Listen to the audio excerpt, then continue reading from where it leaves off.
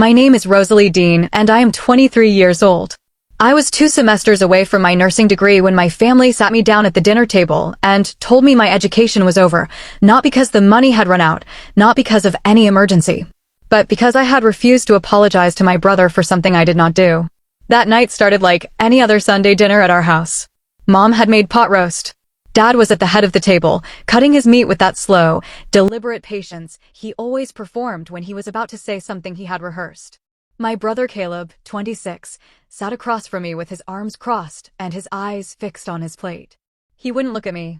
He hadn't looked at me properly in 3 weeks, not since the incident at his workplace that had somehow, in the retelling, become entirely my fault. 3 weeks earlier, Caleb had been passed over for a promotion at the engineering firm where he worked. He had blamed it on a conversation I had with his colleague Marcus at a family barbecue, where I had casually mentioned that Caleb sometimes struggled to take criticism. I wasn't being malicious. Marcus had asked me what Caleb was like growing up, and I had answered honestly. But in Caleb's mind, I had sabotaged him. In my parents' minds, I had committed an act close to betrayal. And for 3 weeks, the atmosphere in that house had been a slow, quiet storm building pressure behind every closed door. So that Sunday, when Dad put his fork down and folded his hands, I already knew something was coming. I just didn't know how far it would reach. He said it plainly. He said that as long as I was living under their roof and accepting their financial support for my education, I was a representative of this family, and representatives of this family did not go around undermining their siblings to strangers. He said Caleb deserved an apology, a real one, not the half-hearted sorry I had offered 2 weeks before. He said if I couldn't bring myself to do that, then they would be pausing their contributions to my tuition until I could demonstrate that I understood the seriousness of what I had done. My mother didn't say anything. She just kept her eyes on her plate and reached over to refill Caleb's water glass, which told me everything I needed to know about where she stood. I sat there for a moment and felt something shift inside me. Not anger exactly, something quieter than anger. Something that felt like a door closing. I had spent 23 years watching my parents treat Caleb like the sun around which our entire family orbited. Every school play where his performance was louder than mine. Every holiday where his preferences determined the menu and the location. Every argument where his version of events was the version that survived. I had accepted all of it because I loved my family and because I had always believed that love required accommodation. But sitting there that night, being told that my education, my future, 2 years of sacrifice and student work and 5 a.m. study sessions would be held hostage until I bent the knee to a man who had never once been held accountable for anything, I felt that accommodation reached its absolute limit. I looked at my dad. I looked at Caleb. And I said one word. All right. Not all right, I'll apologize. Not all right, you've made your point. Just all right. Like a period at the end of a sentence that had been going on for far too long. My dad nodded like he had won something. My mom exhaled. Caleb finally looked up at me, and I held his gaze for just a second before I pushed back my chair, folded my napkin onto the table, and walked upstairs. I did not sleep that night. By 10 o'clock I had pulled 2 suitcases from the top of my closet. By midnight those suitcases were full. I moved quietly and methodically clothes, documents, my nursing textbooks, the small locked box where I kept my savings passbook and my grandmother's ring. I had a friend named Dara who had been offering me her spare room for 6 months, every time she sensed that things at home were getting worse. I texted her at 12:47 in the morning. She replied in under 2 minutes. She just said, "I'll leave the key under the mat." By 4 a.m. my car was loaded. I sat in the driver's seat in the dark driveway and looked at the house where I had grown up, the porch light my mother always left on, the basketball hoop Caleb had begged for at 14 and used twice, the rose bushes my grandmother had planted along the front walk. I didn't feel the sentimental collapse I had always imagined I would feel leaving a place like that. I felt clear. Frighteningly, completely clear. I drove to Dara's. I slept 4 hours. I woke up, made coffee, and started researching emergency financial aid options for my final 2 semesters. There were more than I expected. I also had a part-time job at a medical clinic that I had kept quiet from my parents because they had always framed it as unnecessary. We take care of you. Why do you need to work? That job, it turned out, was the thing that would hold me together. My phone started ringing around 8 in the morning. Mom first. Then Dad. I let them go to voicemail and kept typing. What I did not expect What I had not planned for and had not anticipated in any version of the conversation I had rehearsed in my head on the drive over was the message Caleb sent me at 8:43 a.m. It was 4 words. Please tell me you didn't. No context. No explanation of what he thought I had done or sent or said. Just that raw, pale panic compressed into a text message from a man who had spent 3 weeks acting like he held every card at that table. I stared at it. And then I heard my phone ring again. This time it was Dad, and when I finally picked up, his voice had lost the measured authority it always carried at dinner. He sounded like a man who had just walked into a room expecting furniture and found bare floors.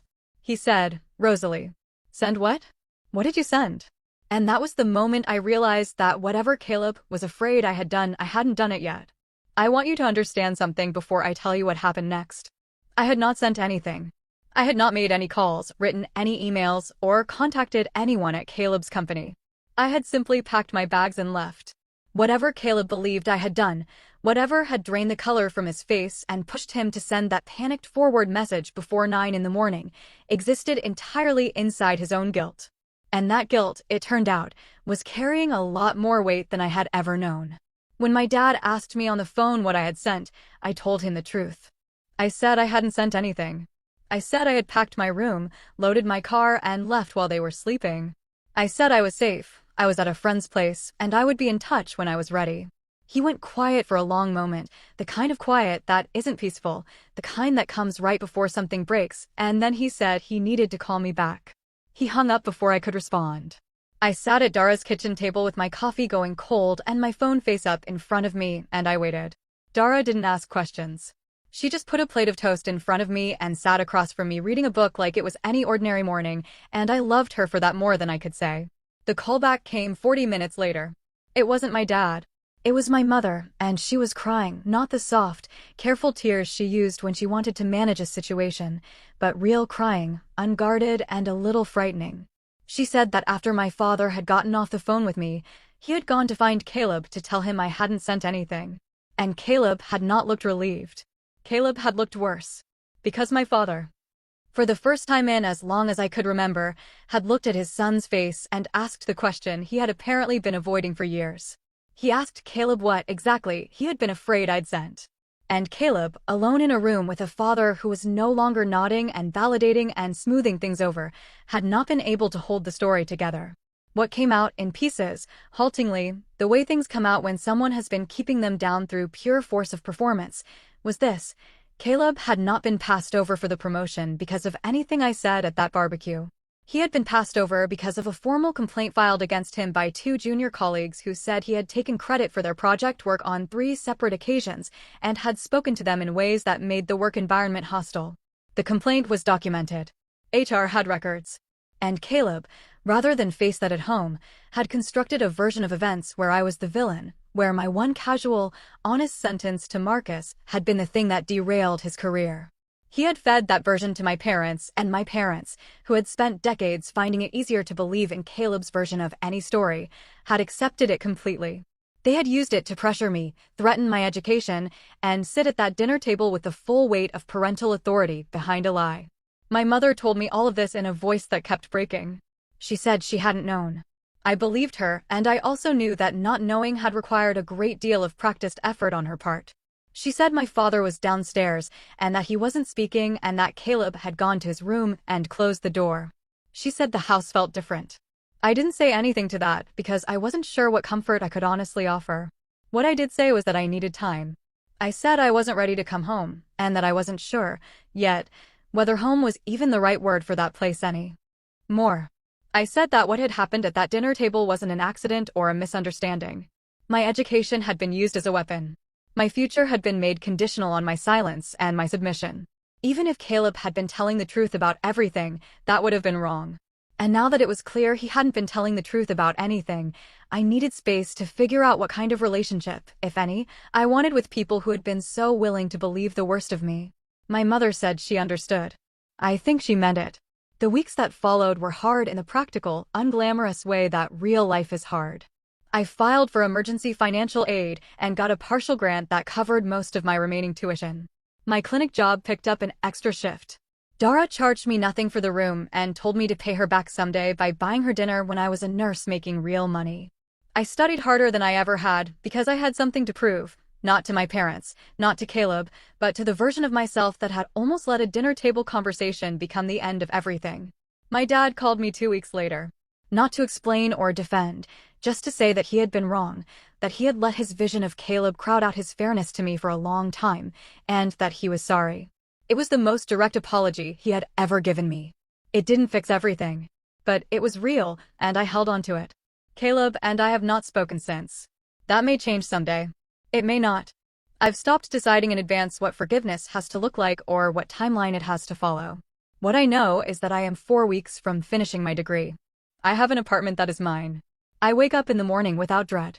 And the last thing I carried out of that house before I drove away in the dark, that small locked box with my savings and my grandmother's ring, sits on my desk every single day and reminds me that I knew, even at 4 a.m. in a dark driveway, exactly who I was. That's the part no one can threaten to cut off. Not ever. If this story stayed with you, if you've ever been the one at the table who was asked to be smaller so someone else could feel bigger, then you already know why these stories matter. Subscribe to this channel and hit the bell so you never miss a new one.